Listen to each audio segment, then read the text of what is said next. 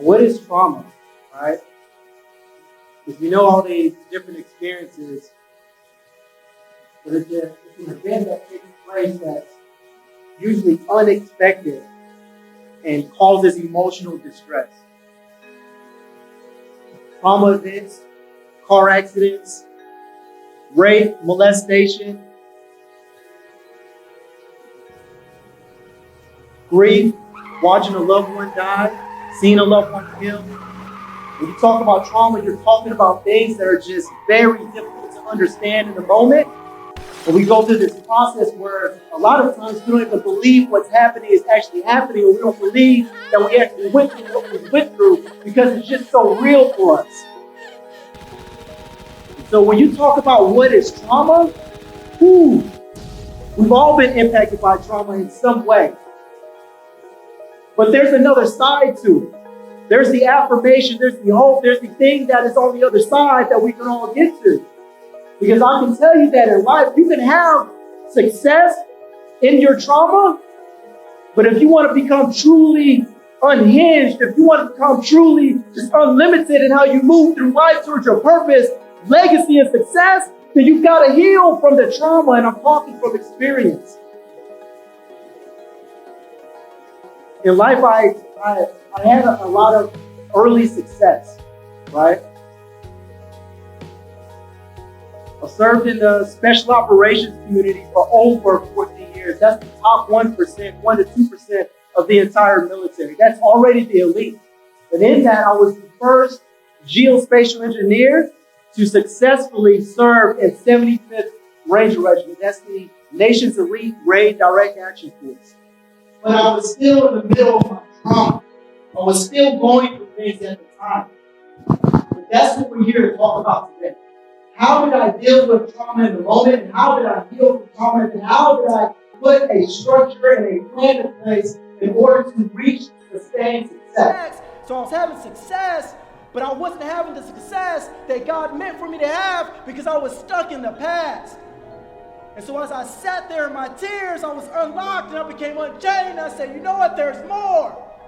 And I can do this. And so like David, when he looked at Goliath, when he stepped in that arena, he stepped in the arena with Goliath. And as he stepped in the arena with Goliath, he was sure of who he was. You see, because David went through his own experiences as a child. He was the youngest of his brothers. And so him being the youngest of his brothers, he experienced being teased and picked on. He experienced being an outcast. But guess what? He had a job while he was a child, and he did the job to the best of his ability. And so while he was in that place where he's going through things, he was still defending the sheep. And so he was taking out lions as a boy. He learned how to use his slingshot and stones to do what he was called to do. And so when he stepped in the ring with Goliath, guess what? He was sure of what he had to offer. And so I sat there in my tears and I stood up and I said, my trauma is no longer going to control me. My trauma is no longer going to hold me back, but I'm going to move forward out of my trauma and I'm going to face my giant. Too many of us in life are trying to move through life, and what's weighing us back are the things we never dealt with. The things we chose to leave behind, or we tried to leave behind, that are still attached to us. And so as I sat in my tears, I went through my process. I listened to the docs. They said, hey, we want to try this medication for you. We want to adjust your serotonin levels and see what we can come up with. I was like, all right, I'll give it a shot because I'm going to face my giants. And when I realized that none of this was working for me, so I went back and I sat in his office and I said, Doc. He's like, what's wrong? What are you feeling? I said, Doc, that's the problem. I don't feel anything. I'm not low, I'm not high, I'm just moving, and that's not me. I can't operate like that. I've got to fight the way that I'm supposed to fight. And so just like David, and he put on the armor of Saul, he tried it on. And he said, you know what, this isn't working for me. I gotta take this off. I haven't learned how to fight with this on. This doesn't fit me. This is not my style. This is how I do not win the fight, so I'm taking it off. And I did the same thing. I said, adjusting my serotonin levels, that's not going to work for me. I can't do that. That's not me. I got to fight the way I'm supposed to fight. The way that I learned to fight when I was 7 years old. The way that I learned to fight in my mother's womb when she had cancer and she was undergoing chemo treatments. The way that I learned to fight when I was a baby in there fighting for my life, and she fought for her life and my life at the same time. I had to go back to what I knew. And so I worked with a life coach. I worked with a therapist. I developed my own mantra. My mantra was, today is a better day than yesterday. And so every day that I wake up, every day, not past tense because it happens today, I wake up and I say, today is a better day than yesterday. I don't care what's in front of me. I'm going to step in that arena as David did with Goliath, and I'm going to be prepared to use what I have in order to take out my giant for the day. And here's something about David. David showed up with 5 stones. Does anyone know why he showed up with 5 stones? Say what? He had brothers. He had brothers. Goliath had brothers. And so David stepped in prepared to slay more than one giant. Too many of us are going through one hard thing, one traumatic event, and then we're knocked down by the next one because we're not ready to slay the next giant. And so when I stepped in the arena, I said, I'm going to have all the stones I need to take out the next one and the next one. And we're going to talk about that today. I'm going to give you my process. I'm going to give you my experience. I'm going to give you what has worked for me over the years. So I talked about the mantra. The next thing I'm going to talk about are the stages of grief. So when it comes to these stages of grief, there are 5 stages, right?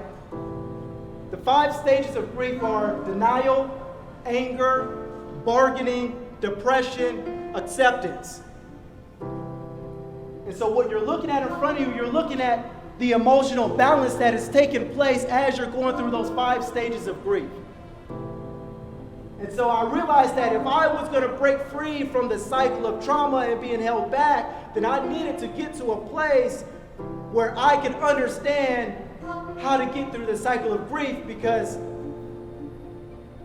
when you go through a traumatic event, you lose something. And that's what was happening every single time. Every time I lost a piece of myself, who am I? What am I supposed to be doing? My confidence, my self-esteem. These are all things that were happening because of traumatic events. Survivor's remorse. Why are my friends dead and I'm still alive? Why is it not my turn? Just going through it time and time again. And so I worked through the stages of grief, the 5 stages. And so anytime that I go through a traumatic event, I already told you the first thing I'm doing is I got my mantra. That's going with me every day. And then I'm working through what you see in front of you, which are the emotional balance from loss, hurt, to loss adjustment. Going through that point of denial, fear, anger, depression. And then coming out on the other side by establishing new patterns, new relationships, affirmations, hope. Because hope is tangible. It's something that you can grab onto. And you can use it to pull yourself out of any pit that you're in as long as you have a plan to do it. But you have to grab onto it. And so I go through this cycle each and every time. And there's something else. And I'm going to give you just a kind of a military example of something else that I do. So in the military, in special operations, we do small unit tactics. And on a Ranger movement, something, say we're moving, through some rough terrain and we're getting ready to head to a river crossing. As we get to the river crossing, the first thing that we do is we identify who our strong swimmer is. We tie a rope onto our strong swimmer. And then our strong swimmer swims across that body of water and gets to the other side and ties that rope off on the other side on something sturdy like a tree. And we do the same thing on our side. And then what happens is each one of us, no matter if we're a strong swimmer, a weak swimmer, we all use the rope bridge that was created to get across. And so what am I telling you? I'm telling you, find you somebody who has already gone through it. Find a mentor. Find a counselor or a therapist that can help guide you along the way, a coach that can help guide you along the way, but don't think that you have to do it by yourself, because we don't do it by ourselves. So that's the other thing. And then I also owe you a process. And I need to give you the remainder of this process because I'm running out of time. And if you have something to write with, please pull it out. I had a friend that used to say, a short pencil makes a long memory. And that has just stuck with me over the years. And so I know everyone's on devices, tablets, and we've got our computers and cell phones and everything else. But a short pencil makes a long memory. So if you got something to write with, I need you to illustrate this, to help draw this out as I describe it. And I want you to take this with you. And so what I'd like you to do, is everyone ready? I'd like you to draw two bi-directional arrows going up and down. So an arrow going up and then one going down. And then on the other side of the paper, do the same exact thing. So bi-directional arrow here, bi-directional arrow here. Just like that. And then going diagonal in between the two lines, I need you to write the word grit. Because I've always struggled with the idea, okay, well, what is war? Hey, how do we handle war? Is it spiritual? Is it emotional? Is it mental? Is it physical? But it's all those things, and none of it is pretty or glorious. We're just trying to get to success. We're trying to get to the other side. And so you have to have some grit as you go through the things that you're going through. As you go through your healing process, it's going to be challenging. It's going to be tough, but it's going to be worth it. And you've got to add grit to the things that you're planning to do in order to grab onto your hope. So write grit in the middle. And then at the top, at the very top of the page, I need you to put consistency. When I was about 11 years old, I was having a conversation with my parents, and my mother made me promise one thing. She said, if you do anything in life, I need you to promise me that you're going to be consistent. And that has been the most challenging thing that I've had to do over time, is be consistent.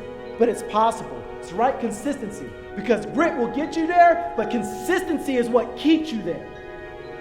And so on the left side of that arrow, on the outside, I need you to put at the top, situational awareness, informal education, and formal education. I know I'm moving quickly, but I need y'all to get this. Because even as you're trying to figure out what your purpose is in life, well, guess what? Education will help get you there. Formal education is a strong way, and informal being from a friend. Don't discount knowledge that you're gaining from somebody that isn't present in the textbook, because you can take that knowledge, you can apply skill to it and turn it into wisdom. So informal education and formal education is situational awareness. And then on the right side of those arrows at the top, I need you to put emotional intelligence. Because everything that I just described, you need emotional intelligence. You need to understand what self-awareness is. That's one pillar of emotional intelligence. I had to understand where certain things sat with me. When someone said something and it landed on me, I needed to know where it landed so I can understand how I felt about it. And then self-management is the second pillar. Self-management gets you to a place where now I can manage myself and how I feel about certain things. And then relationship management is the third pillar. With the relationship management, now we're in a place where we're interacting with other people. And as we're interacting with other people, we understand where certain things land on them and how to communicate better with them. And the fourth and final pillar is social awareness. There's so many things going on in the world, injustices, so many things that are taking place that we need to be sensitive and aware of, sensitive to and aware of. And so don't discount what somebody else might be experiencing. Read up on the news. Stay aware of what's going on in the world, so when you enter and exit a space, you're entering and exiting appropriately for that time. And at the very bottom of all this, I need you to put complacency.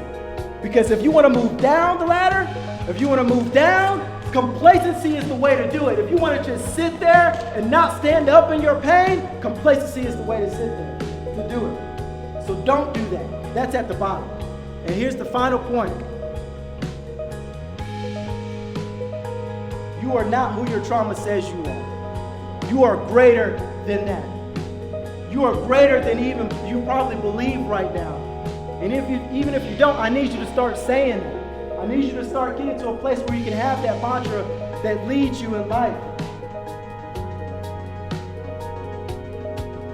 Ask yourself, when you're at the bottom, where do I go from here? And then get to a place where the next question can be, what if? You have to imagine. You have to start seeing something new, seeing something different, allowing yourself to get to a place where you can get to the what if. And so when you ask me, how did I get through the cycle of trauma? How did I overcome the cycle of trauma to get to that place of sustained success, purpose, and legacy? That's the roadmap right there. That's my time. I love y'all.